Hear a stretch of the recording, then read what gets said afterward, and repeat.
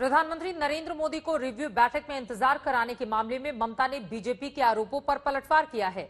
ममता ने एक press conference की और कहा कि उन्हें खुद पीएम के देरी से आने की वजह से 20 मिनट इंतजार करना पड़ा।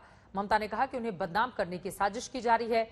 ममता बनर्जी ने कहा है कि खराब मौसम की वजह से कलाईकुंडा आना मुश्किल था, फिर भी वो प्रधानमंत्री से मिलने के लिए वहां पहुंची, पीएम से मिली और उन्हें रिपोर्ट भी सौंपी। ममता ने कहा कि पीएमओ से झूठी खबरें न फैलाई जाए।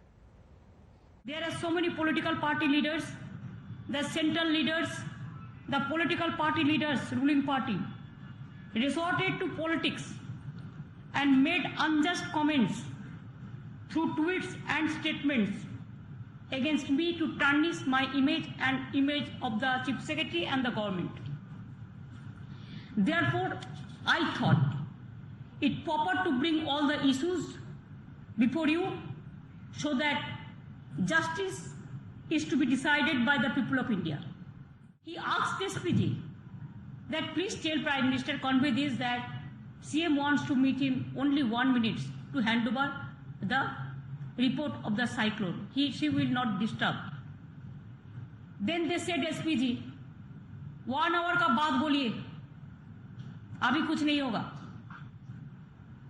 Then also he informed us and we were sitting quietly. Then through somebody we came to know that they went to conference room. Why 2 consecutive years you have not recognized the opposition political parties in Delhi Parliament under your guidance? If you have so free and fair. Number 2, why in Gujarat last week you went there? Why you not called opposition leader there? It is your state. Even Odisha also opposition leader was not there.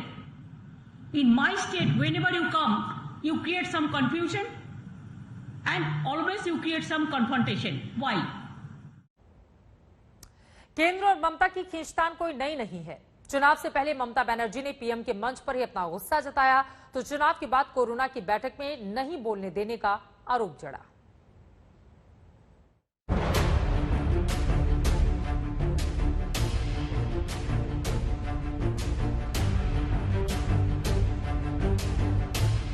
प्रधानमंत्री की बैठक में ममता बनर्जी की ये नाराजगी कोई पहली नहीं है। इस बार तो ममता बैठक में ही नहीं शामिल हुई, लेकिन 20 मई को कोरोना पर वर्चुअल मीटिंग में ममता ने शरीक होने के बाद अपना गुस्सा निकाला। उन्होंने बैठक को फ्लॉप शो करार देते हुए आरोप लगाया कि उन्हें बोलने ही नहीं दिया गया।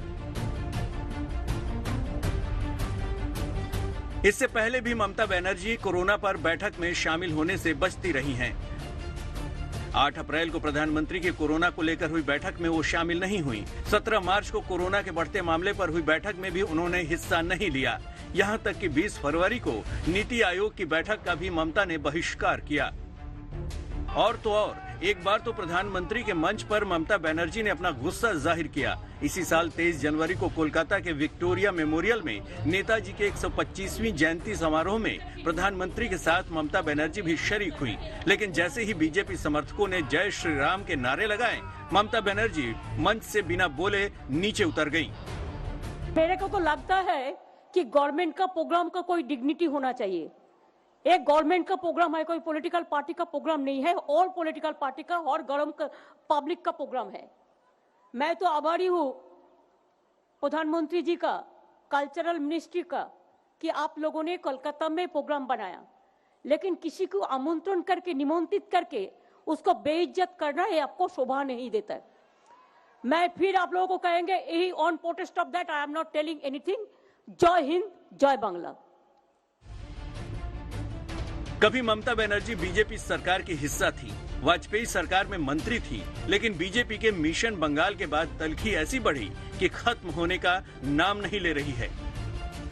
केंद्र में मोदी सरकार और पश्चिम बंगाल में ममता सरकार के बीच में खींचतान कोई नई बात नहीं है। पिछले कुछ महीने पहले जनवरी में जब कोलकाता में प्रधानमंत्री नरेंद्र मोदी नेताजी सुभाष चंद्र बोस के जन्म जयंती के अवसर पर एक बड़े प्रोग्राम को शिरकत कर रहे थे, तो उसी प्रोग्राम में मुख्यमंत्री ममता बनर्जी को बुलाए जाने के बावजूद वो उस प्रोग्राम में भाषण देने से इनकार कर दिया था, ये कहते हुए कि उनका अपमान किया गया था।